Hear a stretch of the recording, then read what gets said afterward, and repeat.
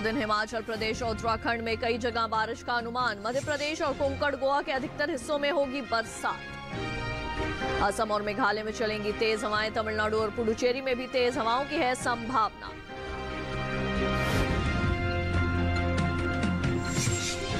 आंध्र प्रदेश में मूंग और उड़द की कर लें बुवाई। कर्नाटक में धान और गन्ने की करें सिंचाई।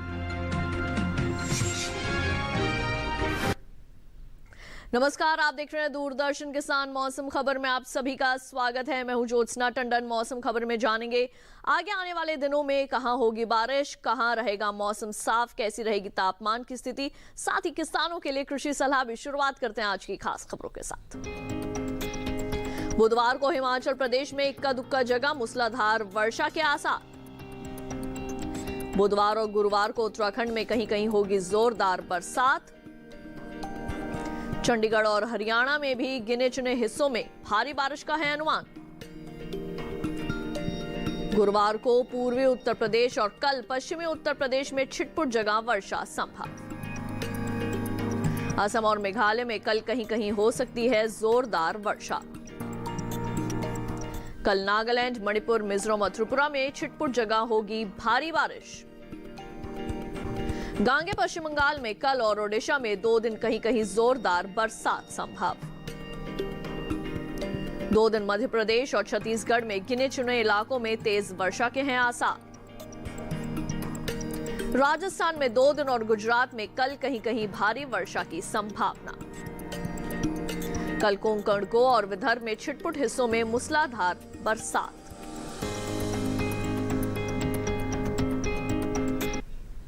उत्तर के पहाड़ी और मैदानी इलाकों में बारिश का अनुमान है। पूर्वी भारत में बरसात होगी।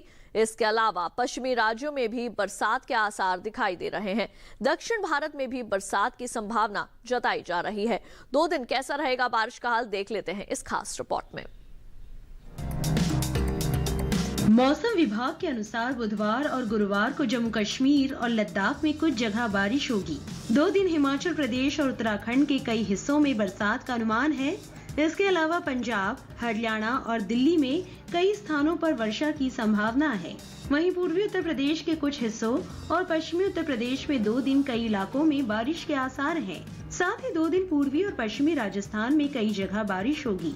मौसम विभाग की माने तो पूर्वी भारत में 2 दिन बिहार, झारखंड और ओडिशा में कई स्थानों पर वर्षा हो सकती है। वहीं गांगे पश्चिम बंगाल के ज्यादातर इलाकों में पानी बरसेगा तो उप हिमालय पश्चिम बंगाल और सिक्किम के कुछ हिस्सों में बरसात होगी। दूसरी ओर 2 दिन अरुणाचल प्रदेश में कुछ स्थानों पर वर्षा का अनुमान है। असम और मेघालय में 2 दिन कई स्थानों पर बादल बरसेंगे। साथ ही नागालैंड, मणिपुर, मिजोरम और त्रिपुरा के कई इलाकों में बारिश होगी। मध्य भारत की बात करें तो 2 दिन पूर्वी और पश्चिमी मध्य प्रदेश में अधिकतर जगह बारिश होगी। छत्तीसगढ़ और विदर्भ में 2 दिन ज्यादातर स्थानों पर वर्षा हो सकती है। पश्चिम भारत में गुजरात और सौराष्ट्र, कच्छ में 2 दिन कुछ जगह बादल बरसेंगे। वहीं कोंकण गोवा के अधिकतर हिस्सों में वर्षा की संभावना है। मध्य महाराष्ट्र और मराठवाड़ा में 2 दिन कई इलाकों में पानी बरसेगा। रुख करते हैं दक्षिण भारत का। 2 दिन तटीय आंध्र प्रदेश, तेलंगाना और रायलसीमा के कई इलाकों में बारिश होगी। तमिलनाडु और पुडुचेरी में कुछ जगह वर्षा का अनुमान है। तटीय, उत्तरी और दक्षिणी आंतरिक कर्नाटक के कई हिस्सों में बारिश हो सकती है। केरल और लक्षद्वीप में 2 दिन कुछ स्थानों पर बरसात के आसार हैं। अंडमान निकोबार में अनेक जगह बारिश का अनुमान है। ये थी मौसम पूर्वानुमान की विस्तार से जानकारी। अब आइए बढ़ते हैं आगे, एक नजर डाल लेते हैं पिछले 24 घंटों के दौरान हुई बरसात पर। पिछले 24 घंटों के दौरान जम्मू कश्मीर, लद्दाख और गिलगित में कई जगह बरसात हुई है। उत्तराखंड और पंजाब के कुछ हिस्सों में बादल बरसे। हरियाणा और दिल्ली में भी इक्का दुक्का इलाकों में पानी बरसा है। पश्चिमी उत्तर प्रदेश में कहीं कहीं और पूर्वी उत्तर प्रदेश के कुछ हिस्सों में वर्षा हुई। अरुणाचल प्रदेश में छिटपुट स्थानों पर वर्षा हुई है। असम और मेघालय में कुछ जगह बरसात हुई। वहीं नागालैंड, मणिपुर, मिजोरम और त्रिपुरा में कई जगह बादल बरसे। उप हिमालय पश्चिम बंगाल और सिक्किम में गिने चुने स्थानों पर वर्षा हुई है। गांगे पश्चिम बंगाल के कई इलाकों में बादल बरसे। पिछले 24 घंटों के दौरान ओडिशा के कई इलाकों सहित बिहार और झारखंड में भी कुछ जगह पानी बरसा। पूर्वी मध्य प्रदेश के कुछ हिस्सों में और पश्चिमी मध्य प्रदेश के कई स्थानों में वर्षा हुई है। पिछले 24 घंटों के दौरान छत्तीसगढ़ में कई जगह पानी बरसा है, तो राजस्थान के भी कुछ हिस्सों और गुजरात में ज्यादातर जगह बरसात हुई। आपको बता दें कि विदर्भ और कोंकण गोवा के भी अधिकतर इलाकों के अंदर बरसात हुई है पिछले 24 घंटों के दौरान। तो वहीं मध्य महाराष्ट्र के भी कुछ इलाकों सहित मराठवाड़ा में ज्यादातर जगह वर्षा हुई। तटीय आंध्र प्रदेश में कहीं कहीं बादल बरसे, तेलंगाना में अधिकतर स्थानों पर और रायलसीमा में कहीं कहीं पानी बरसा। तमिलनाडु और पुडुचेरी के कुछ इलाकों में वर्षा हुई। तटीय और दक्षिणी आंतरिक कर्नाटक में कुछ जगह बरसात देखी गई। उत्तरी आंतरिक कर्नाटक के कई हिस्सों में पानी बरसा है, तो केरल के गिने चुने इलाकों और लक्षद्वीप के ज्यादातर हिस्सों में वर्षा हुई। पिछले 24 घंटों के दौरान अंडमान निकोबार में अधिकतर स्थानों पर बादल बरसे हैं। और अब आइए बात कर लेते हैं तापमान की। सबसे पहले जानेंगे कैसा रहा अधिकतम तापमान। अरुणाचल प्रदेश में गिने चुने स्थानों पर अधिकतम तापमान सामान्य के मुकाबले 3 से 5 डिग्री ऊपर रहा। इसके साथ ही असम में भी अधिकतर जगह तापमान में 3 से 5 डिग्री का इजाफा हुआ है। कोंकण गोवा के कुछ इलाकों में अधिकतम तापमान सामान्य के मुकाबले 1.5 से 3 डिग्री ऊपर मापा गया, तो तमिलनाडु के भी कुछ हिस्सों में तापमान में 1.5 से 3 डिग्री की बढ़ोतरी दर्ज की गई।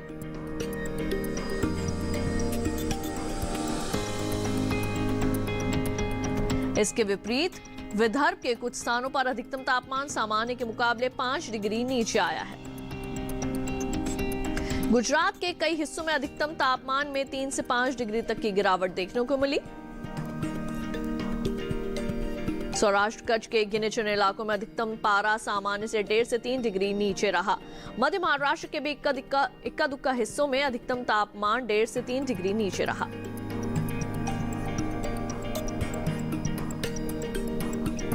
देश के मैदानी इलाकों में सबसे ज्यादा तापमान तटीय आंध्र प्रदेश के कावली में 36.9 डिग्री सेल्सियस रिकॉर्ड किया गया।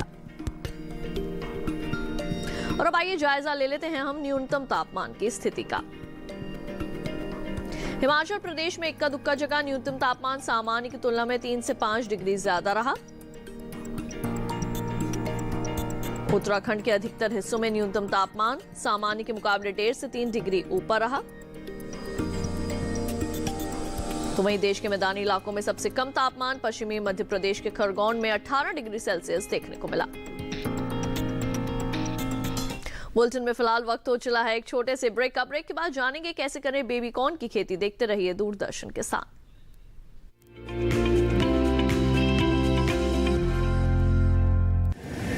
माँ कब आएगा? अभी आएगा। अरे बोलो ना माँ कब आएगा? बोला ना अभी आ जाएगा। ये ले आ गया कुआं। अरे कुआं नहीं माँ, हमारे घर नल से जल कब आएगा? नल से जल? अरे गुड्डी बहुत जल्दी आएगा पानी। जल जीवन मिशन आ चुका है। हम 1 कदम उठाएंगे तो सरकार 10 कदम उठाएगी। सच? तुम्हारे मुंह में घी शक्कर। घी शक्कर नहीं माँ, स्वच्छ जल। 2024 तक देश के सभी 19 करोड़ घरों में पहुंचेगा पीने का साफ पानी।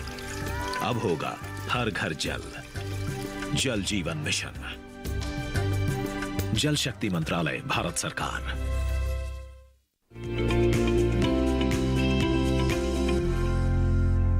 ब्रेक के बाद एक बार फिर आप सभी का स्वागत है मौसम खबर में। आइए बढ़ते हैं आगे, बात करते हैं खेती किसानी की।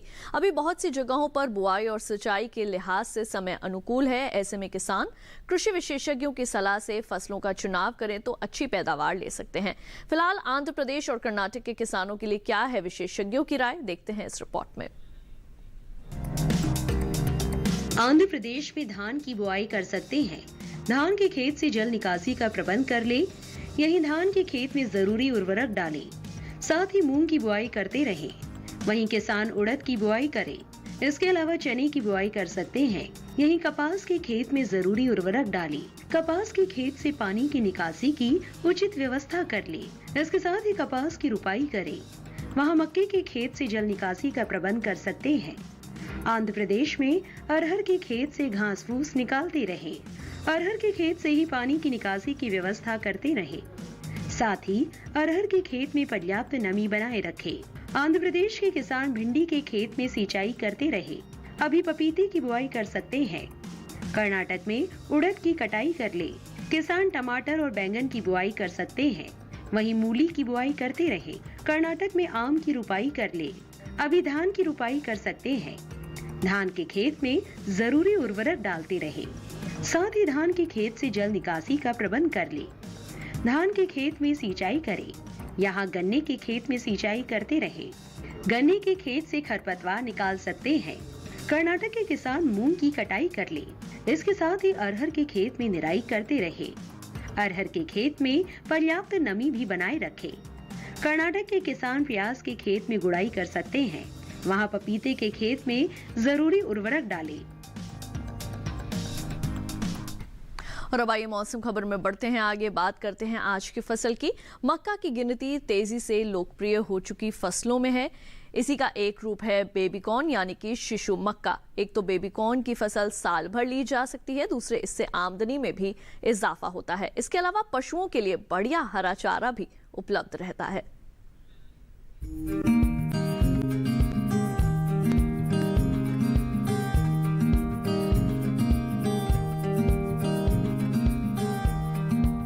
बेबी कॉर्न मक्का की कोई किस्म नहीं है, बल्कि वो अवस्था है जब भुट्टे में दाने बनने वाले हो या बनने शुरू हुए हों। इसका इस्तेमाल सलाद के साथ साथ सब्जी, खीर और हलवे में भी होता है। बाजार में बेबी कॉर्न की काफी मांग है। ये अमेरिका, यूरोप और दक्षिण एशिया में काफी मशहूर है। अब भारत के शहरी इलाकों में भी इसकी लोकप्रियता तेजी से बढ़ रही है। यही वजह है कि भारत में इसकी खेती मुख्य रूप से शहरों से सटे इलाकों में होती है। ये काफी पोषक है और शायद यही बढ़ती हुई मांग की वजह है। इसके खेत की तैयारी आम मक्का की तरह ही होती है और इसे दो तरह से उगाया जाता है। आदर्श अवस्था में 1 हेक्टेयर में 58,000 पौधे लगाए जाते हैं। इस पद्धति में स्वीट और बेबी कॉर्न दोनों ही प्राप्त होते हैं। दूसरी पद्धति में 1 हेक्टेयर जमीन पर पौधों की संख्या 2.25 लाख के करीब होती है। इसमें तमाम भुट्टे बेबी कॉर्न के रूप में इस्तेमाल किए जाते हैं। बेबी कॉर्न के लिए 1 हेक्टेयर जमीन पर 20 से 25 किलोग्राम बीज की जरूरत होती है।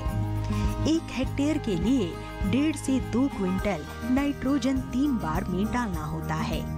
इसकी फसल अमूमन 50 से 60 दिन में तैयार हो जाती है। तुड़ाई पर खास ध्यान देने की जरूरत है, चूंकि भुट्टा बहुत तेजी से बढ़ता है, इसलिए इसे जितना जल्दी हो सके बाजार भेज देना चाहिए। सुबह का समय तुड़ाई के लिए उपयुक्त है। पौधों में बाल यानी झंडा निकलते ही तोड़ दें और 3 दिन में एक बार तुड़ाई कर लेनी चाहिए। इस तरह एक फसल के लिए औसतन 7 से 8 तुड़ाई पर्याप्त होती है। 1 हेक्टेयर में 15 से 19 क्विंटल तक बेबी कॉर्न हो सकते हैं। भुट्टे तोड़ने के बाद पौधों को हरे चारे के रूप में इस्तेमाल किया जा सकता है या इसे बेचकर अतिरिक्त आमदनी प्राप्त की जा सकती है। 1 हेक्टेयर से किसान को 250 से 400 क्विंटल तक हरा चारा मिल सकता है। दिल्ली के आसपास के इलाकों में किसानों ने बेबी कॉर्न प्रसंस्करण के संयंत्र भी लगाए हैं।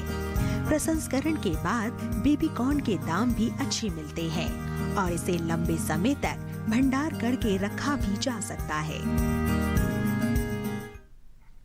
अब आइए मौसम खबर में बढ़ते हैं आगे। आपको मौसम के अनुसार खेती की कुछ खास बातें बता दें। जम्मू कश्मीर में तोरई की बुवाई करें किसान। मक्के के खेत में हल्की सिंचाई करें। जम्मू कश्मीर में गाजर की बुवाई करते रहें। जम्मू कश्मीर में मूली की बुवाई कर लें। प्याज की बुवाई भी करते रहें किसान। फूल गोभी की बुवाई कर सकते हैं। जम्मू कश्मीर में पत्ता गोभी बोएं। अभी धान में कीट लगने की आशंका नजर आ रही है। धान में कीटों से बचाव के लिए कीटनाशक का छिड़काव करें। जम्मू कश्मीर में लोबिया की बुवाई कर सकते हैं किसान।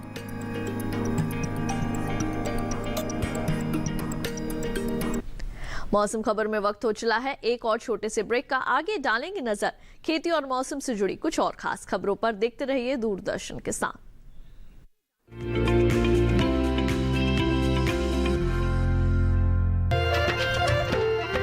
फसल बीमा से अब सुरक्षित आत्मनिर्भर बन जाए किसान। एआईसी के संग मौसम की मार अब नहीं करेगी तंग, नुकसान की होगी पूरी भरपाई। Agriculture insurance company of India limited, संपन्न भारत की पहचान, बीमित फसल खुशहाल किसान।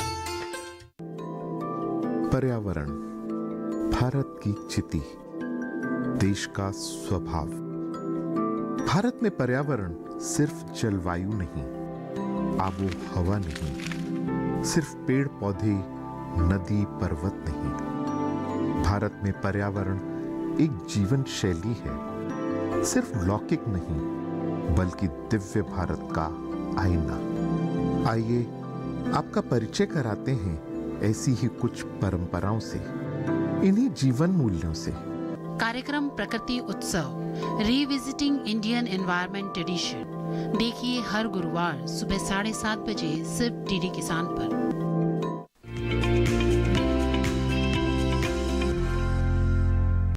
ब्रेक के बाद एक बार फिर आप सभी का स्वागत है मौसम खबर में। आइए बढ़ते हैं आगे, आपको मौसम के लिहाज से खेती की कुछ और विशेष बातें बता दें। हरियाणा में कपास के खेत में सिंचाई करें किसान। कपास के खेत से जल निकासी का प्रबंध कर लें। हरियाणा में कपास के खेत की देखभाल करते रहें। इस समय धान के खेत में कीट लगने की संभावना है। धान में कीटों से बचाव के लिए कीटनाशक का छिड़काव कर सकते हैं। हरियाणा में बाजरे के खेत में सिंचाई का काम करें। बागों से पानी की निकासी की उचित व्यवस्था कर लें। मूंग के खेत में भी सिंचाई कर सकते हैं किसान। हरियाणा में धान के खेत की देखभाल करें। धान के खेत में पर्याप्त नमी को बनाए रखें।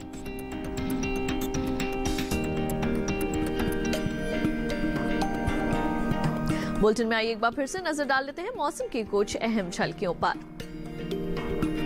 जम्मू कश्मीर, लद्दाख और गिलगित में कल बिजली की चमक के साथ चलेंगी तेज हवाएं।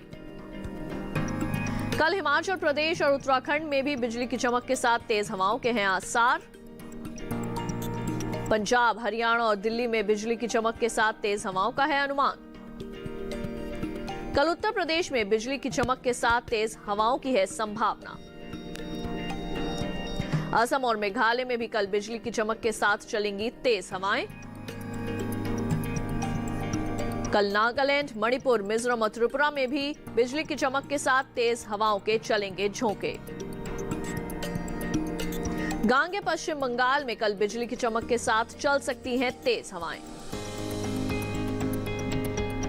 कल ओडिशा और 2 दिन झारखंड में भी बिजली की चमक के साथ तेज हवाओं का है अनुमान। मध्य प्रदेश और छत्तीसगढ़ में भी कल बिजली की चमक के साथ तेज हवाओं के हैं आसार। कल राजस्थान और विदर्भ में भी बिजली की चमक के साथ चल सकती हैं तेज हवाएं। और अब चलते चलते एक नजर अगले 4 दिनों के लिए 9 शहरों के तापमान पर।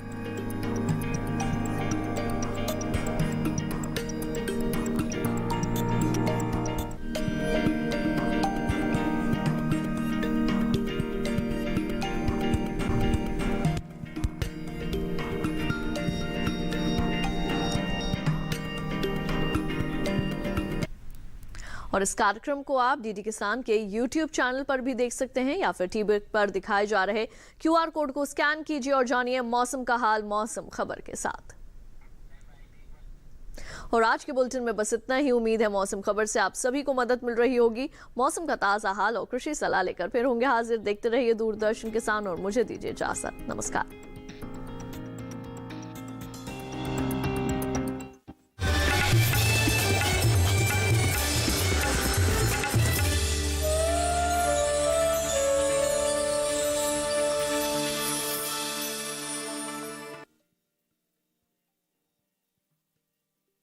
इंडिया लिमिटेड, संपन्न भारत की पहचान, बीमित फसल, खुशहाल किसान।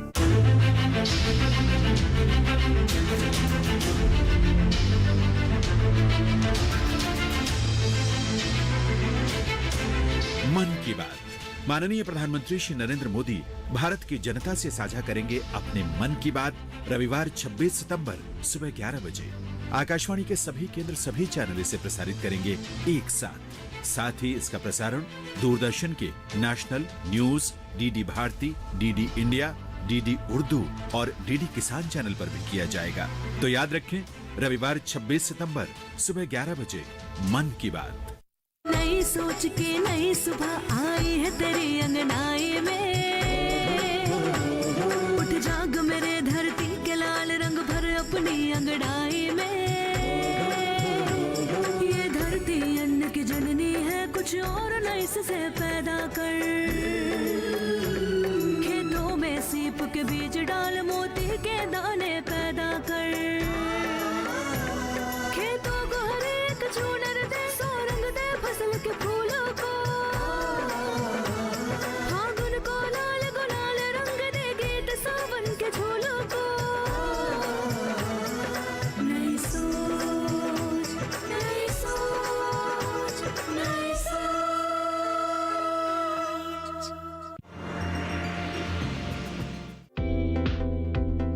ना रहेगा मौसम का डर, ना सताएगी कीटों की चिंता। नई पॉली हाउस तकनीक से मिलेगी हर मौसम में फसल लेने की सफलता। देखिए हमारे कार्यक्रम विचार विमर्श में पॉली हाउस में खेती 24 सितंबर शुक्रवार रात 10 बजे।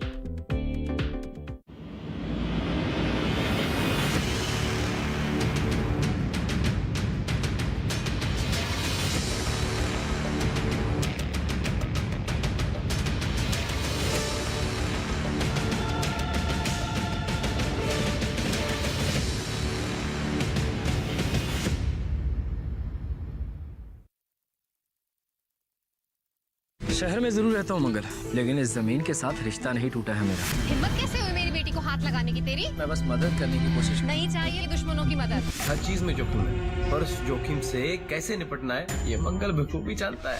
आज की औरत चूल्हे पर रोटी पकाना भी जानती है और ट्रैक्टर चलाना भी जानती है। पर जरूरत पड़े ना तो अपने परिवार के लिए रोटी कमा भी सकती है। अरे ना, औरत बहुत नाजुक होती है, उसे हमेशा मर्द के सहारे की जरूरत पड़ती है।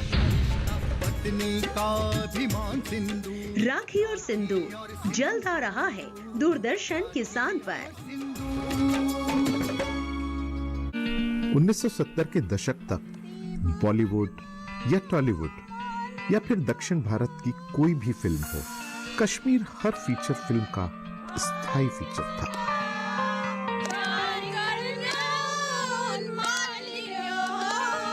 अपना व्यक्तिगत कार्य हो या सामूहिक कार्य, उसकी देखरेख मिलजुल कर ही करता है।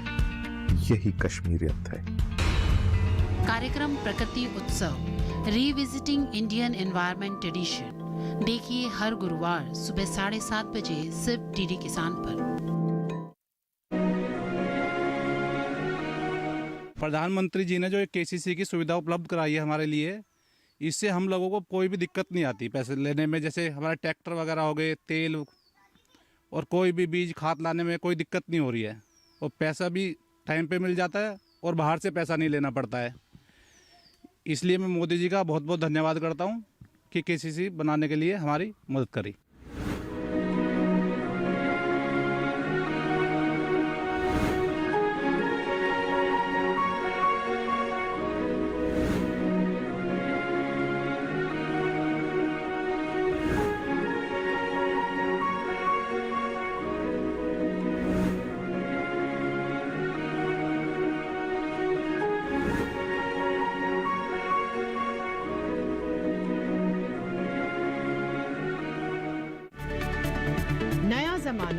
कुशल किसान, कृषि जगत की नई उड़ान, नवीनताएं, सूचनाएं, जानकारियां और विज्ञान,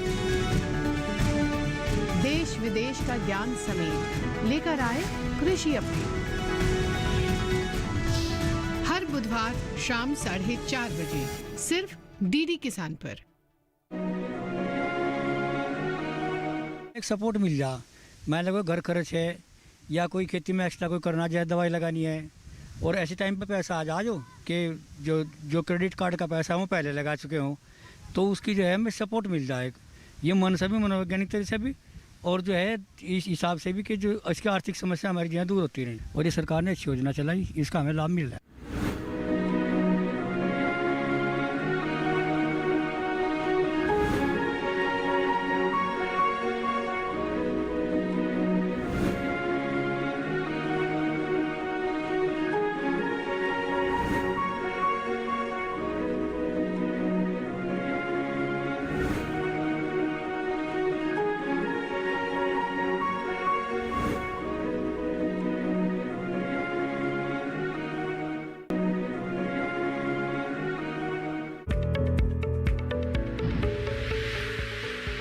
खुशहाल होंगे खेत, पशु रहेंगे स्वस्थ, सरकारी स्कीम का होगा लाभ, जब एक्सपर्ट्स का मिलेगा साथ, आपके सवाल विशेषज्ञों के जवाब, सिर्फ एक फोन कॉल की दूरी पर।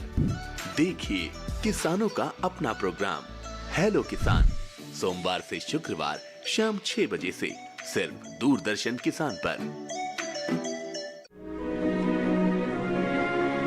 प्रधानमंत्री जी ने सभी किसानों के लिए अनिवार्य किया है, तो सभी के खेत में जाकर जो सुपरवाइजर है या और भी कृषि पर्यवेक्षक है, वो जाकर उसके खेत में से मृदा का परीक्षण करते हैं और उसकी रिपोर्ट उनको लाकर देते हैं, जिससे उसकी मृदा के बारे में उसको जानकारी देते हैं, कौन कौन से पोषक तत्वों की कमी है, किस प्रकार से इसमें सुधार किया जा सकता है, कौन से पोषक तत्व इसमें डालने हैं, कौन सी फसलें इसमें लगानी हैं, इसके बारे में पूरी जानकारी दी जाती है। तो इसलिए मैं प्रधानमंत्री जी का आभार व्यक्त करता हूं कि ऐसी योजनाएं लेकर आए हैं जिससे किसानों का फायदा होगा।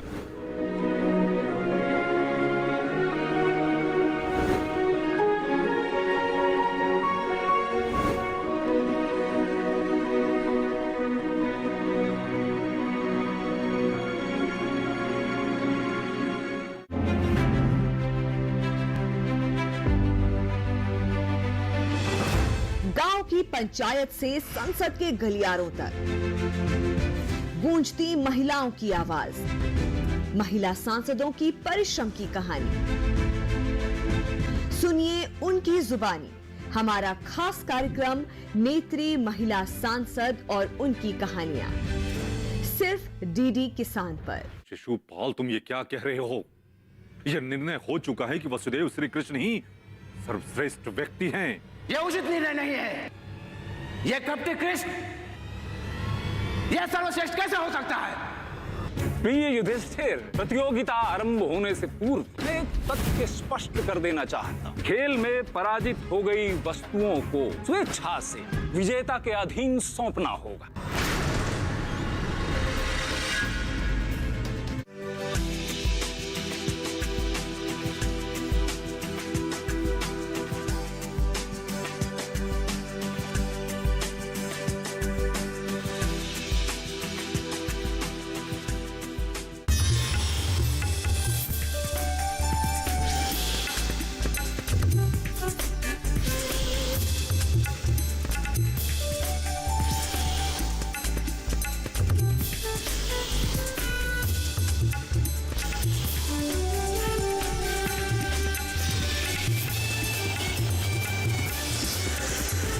डीडी किसान, बदल